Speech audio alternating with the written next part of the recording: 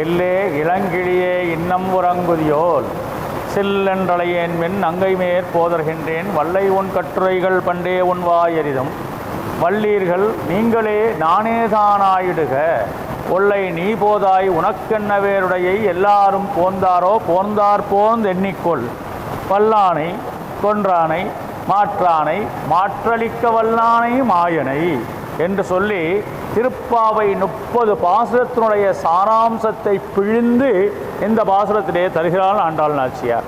15வது பாசுரம் அமைந்திருக்கக்கூடிய இந்த நாள் மிக உன்னதமான வைகுண்ட ஏகாதசி பெருவிழா நடக்கக்கூடிய திருநாள்.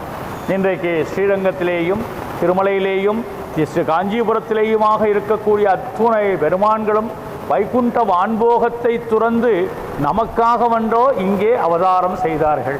அவர்களுக்கு மயர்வரம் அதினமரளப்பெற்றதாக இருக்கக்கூடிய திருமணந்தை மன்மதன் இருவாளும் திகழ நலம் அந்தம் இல்லதோர் நாட்டில் அந்தமில் பேரின்பத்து அடியாரோடு ஏழுலகும் தனிக்கோல் செலுத்த வீற்றிருக்கும் அயர்வரும் அமரர்கள் அதிபதி. அப்படியா இருக்கக்கூடிய எம்பெருமான் வைகுண்டத்தை விட்டு நமக்காக வல்லவோ அவன் கீழே கிடந்து வந்து படாதரவிட்டு நம்மை உய்விக்கும்படியாக வந்ததான மிகப்பெரிய திருநாள் இன்றைய திருநாள். இன்றைக்கு நம்முடைய கோவிலிலே மிக விசேஷமாக நம்முடைய சௌராஷ்டிர சபையை சார்ந்திருக்கக்கூடிய தலைவர் ஆர் பாஸ்கர் அவர்கள், மொதிபாபு அவர்கள், ஹரிராம் அவர்கள், இவர்களெல்லாம் சேர்ந்து சாந்தாராம் அவர்கள் இவர்களெல்லாம் சேர்ந்திருந்து நமக்கு இந்த இனிய பெருவிழாவை கொண்டாடி கொள்வதற்கு லட்டு பிரசாதம் கொடுத்து கொண்டிருக்கிறார்கள்.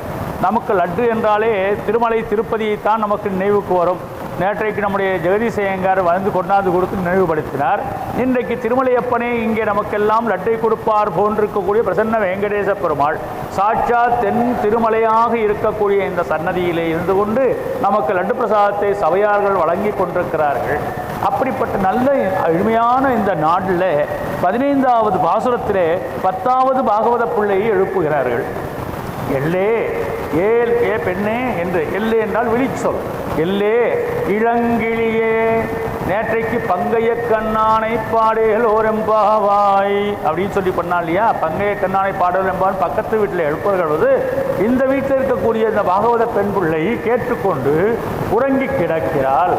ஆகையினாலே ஒரு நாள் எல்லே இளங்கிளியே என்றார். கிளி என்ன செய்யும்? சொன்னதையே திருப்ப சொல்லும். அப்போ சொன்னதையே திருப்பி எங்கே சொல்லி கொண்டிருக்கிறாள்? பக்கத்து வீட்டில் பங்கைய கண்ணானை பாடேலோரம் பாவாய் அப்படின்னு சொன்ன மாத்திரத்திலே இந்த பெண் பிள்ளை 10வது பாகவதியாக இருக்கக்கூடிய இந்த பாசுரத்தில் இருக்கக்கூடிய பெண் பிள்ளை கிருஷ்ண எல்லை இளங்கிலியே என்று சொல்லக்கூடிய அந்த கிளியாக இருக்கக்கூடிய அந்த பெண் பங்கைய கண்ணன் அதை அங்கே கேட்ட நாச்சியார் சொன்ன விஷயத்தை பங்கைய கண்ணன் பாடிக்கொண்டே இருக்கிறார். ஆகையினாலே சொன்னதையே திருப்பி சொல்லக்கூடிய இளங்கிளியை ஒத்திருக்கக்கூடிய பெண்ணே இல்லே இளங்கிளியே இன்னும் உறங்குதியோல். இன்னுமா தூங்கின்றிருக்க?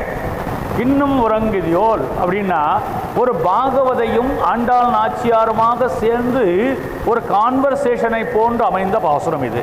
அப்படியே ஒரு உரையாடல், ஒருத்தருக்கு ஒருத்தர் எப்படி சம்பாஷணம் பண்ணிக்கிறாளோ அது மாதிரி ஒரு நாட்டியம் மாதிரி இந்த பாசுரம் அமைந்திருக்கிறது.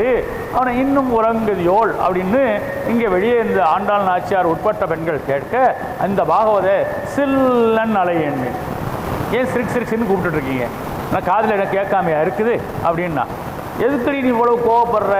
சில்லன் அலையேன் மீன் நங்கை மேற் போதர்கின்றேன், வருங்கோ வரேன் அப்படின்றா உள்ளே இருக்கக்கூடிய பாகவத. எதுக்காகன்னா இங்கே பகவத் அனுசந்தானம் பண்ணி கொண்டிருக்கிற பொழுது இவர்கள் எல்லாம் வந்து தடைப்படுத்தி விட்டார்கள் என்று நினைக்கிறார். பகவத் அனுசந்தானம் பங்கைய கண்ணனை நினைத்து கொண்டே பாடிக்கொண்டிருக்கிறாள் இந்த பாகவதை. அப்பொழுது யாராவது ஒருத்தர் வந்து தடான்னு எழுப்புனா அவளுக்கு பிடிக்கலை. அங்கே பெருமாள் ஸ்ரீரங்கத்தில் இருக்கக்கூடிய பெருமாள் திருவீதி புறப்பாடு ஆகிற பொழுது ஆடிவீர் பிரதர்சனம் ஆகிறபோது பெருமாள் வர்றதுக்கு முன்னாடி திருச்சிவிகையில் பலி சாதிக்கிறதுன்னு ஒன்று உண்டு. அதாவது பிரம்மோற்சவத்தில் பெருமாள் புறப்பாடு ஆகிறதுக்கு முன்னால் ஒரு சக்கரத்தால் வார மாதிரி ஒரு அமைப்பு. அந்த பலி சாதிக்கிறதுன்னு எல்லா தெருவும் கரெக்டாக இருக்கா, எல்லா சன்னதியும் நன்னா கூட்டி பெருக்கி சுத்தமாக வச்சுன்னு இருக்காளா, பெருமாள் வரப்போகிறார், ராஜாதிராஜன் வரப்போகிறார். ஒரு ராஜா வர்றதுக்கு முன்னாடி இருக்கக்கூடிய அந்த தெருக்கள் எல்லாம் சுத்தம் செய்து வைப்பதை போல இந்த பலி சக்கரவர்த்தி பெருமாள் புறப்பட்டு வரார். அப்படி பரிசாதிக்கிற போது நீங்கள் கூரத்தாழ்வான், பெரிய நம்பி, திருமலை நம்பி இந்த கோஷ்டி எல்லாம் ஸ்ரீரங்கத்தில் ஆடிவிலே உட்கார்ந்து கொண்டு பகவத் அனுகுணத்தை அனுசந்தானம் பண்ணி கொண்டிருக்கிறார்கள். பொழுது இந்த பெருமாள் வர்றதுனால, இப்போ பலிசாதிக்கிற பெருமாள் வர்றதுனால அங்கே எல்லாரும் உட்கார்ந்து கொண்டு கதை கேட்க முடியாது. இப்போ எல்லாம் நம்ம இங்கே உட்காந்துருக்கோம், திடீர்னு பெருமாள் புறப்பாடாகி வர்றாரு, நம்ம பாட்டுக்கு அப்படி பேசிட்டு இருக்க முடியுமா? முடியாது இல்லையா? டக்குன்னு எல்லாரும் எழுந்திருந்து அப்படியே அந்த இடத்துல சேவித்தார்களாம். எல்லாரும் கீழே கடந்து சேவித்தார்களாம். அப்பொழுது கூரத்தாழ்வான் சொன்னார், இது என்ன கூட்டம் கலைக்கிறதுக்கு பெருமாள் வந்தார் போல் இருக்கிறது அப்படின்னாராம். பகவத் சந்தானம் அனுசந்தானம் பண்ணுவதற்கு பகவானே தடையா நிற்கிறாரே அப்படின்னு அவர்களுடைய எண்ணம். ஏன்னா நாமாவை பகவானை காட்டிலும் பகவானுடைய நாமம் ஒசந்ததுன்னு எல்லாரும் காண்பித்து கொடுத்திருக்கிறார்கள். சில்லன் அலையேன் மின் அப்படின்னு இவளுக்கு கோபம் வர்றது. வல்லை உன் கட்டுரைகள் பண்டே உன்வா எரிதும் அப்படின்னு கேட்குறா. ஏற்கனவே அவங்க தெரியும், சில்லன் அலையாதுன்னு எல்லாம் தெரியும்டி உன் விஷயம். வல்லை உன் கட்டுரைகள் பண்டே உன் வாயரிதம், நீ எவ்வளோ வாயாடிங்களுக்கு தெரியாமல் இருக்குது. யார் நேத்திக்கு நாக்கு நீளம்னா இன்னைக்கு வாயாடின்றான். ஒரு பெண்மூடாட்டி அப்புறம் ரொம்ப சமத்தாக தான் இருந்திருக்கா போல எல்லாருமே. பண்டை உன் கட்டுரைகள், நீ என்னென்ன பேசுவ, என்னென்ன திருச்சி சொல்வ, கண்ணனை உள்ளே வைத்து கொண்டே இல்லைன்னு சொல்லுவோம், கண்ணனோட சேர்ந்து கொண்டிருந்தே கண்ணனை தெரியாது எனக்கு அப்படின்னு சொல்லுவேன். இப்படி எல்லாம் நீ சொல்லக்கூடிய அந்த இதெல்லாம் எங்களுக்கு தெரியும். பண்டை உன் கட்டுரைகள் பண்டே உண்வாய் எரிதும். வல்லைன்னா வன்மையான அப்படின்னு அர்த்தம். வல்லை உன் கட்டுரைகள், நீ சொல்லக்கூடிய கட்டுரைனா பொய் சொல்றது, கட்டு உரைத்தல். பண்டை உன் கட்டுரைகள் பண்டே உண்வாய் எரிதும் அப்படின்னுட்டு சொன்ன உடனே உள்ளே இருக்கக்கூடியவளுக்கு கோபம் வரும் இல்லையா? வள்ளீர்கள் நீங்களே அப்படின்னு டக்குன்னு, நீங்கள் தான் வாய்வாடிகள், நான் ஒன்றும் வாயாடி கிடையாது, நீங்கள் தான் வாயாடிகள் வள்ளீர்கள் அப்படின்னு சொன்ன உடனே பகவத் அனுசந்தானத்தில் ஸ்ரீ வைஷ்ணவத்தினுடைய சாராம்சம் அப்படியே பொதிந்து கொடுக்கிறார். வள்ளீர்கள் நீங்களே அப்படின்னு சொன்னோடனே, ஐயையோ இவர்கள்லாம் பகவத்துடைய அடியார்கள் அல்லவா, கண்ணனுக்கு விருப்பமாக இருக்கக்கூடிய கூட்டம் அல்லவா, இவர்களை போய் நாம் வள்ளீர்கள் என்று சொல்லிவிட்டோமே அப்படின்னு பயந்து போய் நானே தான் ஆயிடுக.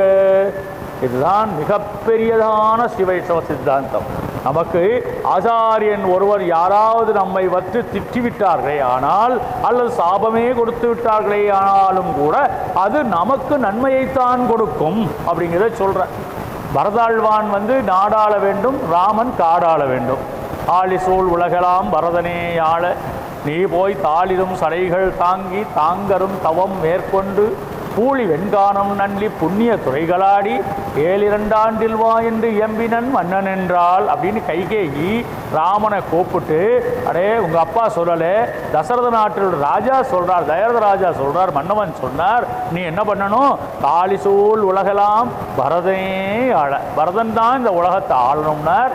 நீ போய் தாழிரும் சடைகள் தாங்கி தாங்கரும் தவம் மேற்கொண்டு பூழி வெண்கானம் நன்னி புண்ணிய துறைகள் ஆடி 7 வா, 7 × 2 14 வருஷத்தில் நீ திரும்பி வருவியான் அப்படின்னு அர்த்தம். உயிரோட இருந்தால் திரும்பி வா. நிறைய கானகத்துக்கு போய் நீ தவம் பண்ணணும், அங்கே இருக்கக்கூடிய நீர்நிலைகளில் இருக்கக்கூடிய துறைகளிலே போய் நீராட வேண்டும், அப்படியெல்லாம் புண்ணியத்தை வாங்கிட்டு வான்னு சொல்லி வெளியே அனுப்பிச்சி விட்டார். பரதன் மாமா வீட்டுக்கு போயிட்டு வந்தார், திரும்ப பாட்டி வீட்டுக்கு வந்த உடனே ராமன் எங்கேன்னு கேட்டார், காணோம்.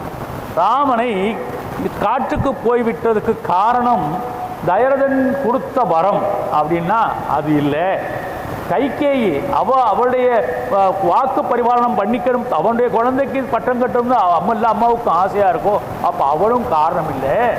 சரி, அவ காரணம் இல்லை, வரம் கொடுத்த தயரதன் கொடுத்த காரணம் இல்லை, அப்போ யார் தான் காரணம்னா நான் அவனுக்கு பின்னால் தம்பியாக பிறந்து விட்டதுதான் பாவம்னா. ராமன் காட்டுக்கு செல்வதற்கு காரணம் யாருன்னா நான் பண்ணின பாவம் அப்படின்னு பரதன் தன்மேல் ஏற்றுக்கொள்கிறான் அந்த குற்றத்தை. ஆக்சுவலி பரதன் பண்ணல இல்லையோ, இருந்தாலும் பிரத்யார் பண்ணின குற்றத்தை கூட தம் குற்றமாக ஏற்றுக்கொள்ளக்கூடிய ஸ்ரீ வைஷ்ணவ பக்தி இலக்கணம். இதைத்தான் இந்த தர்மம் சொல்லுகிறது. ஸ்ரீ வைஷ்ணவ தர்மம் நானே தான் ஆயிடுக அப்படின்ற. இப்போ பரதாழ்வான் சொல்றார், நான் ஒரு கால் அவனுக்கு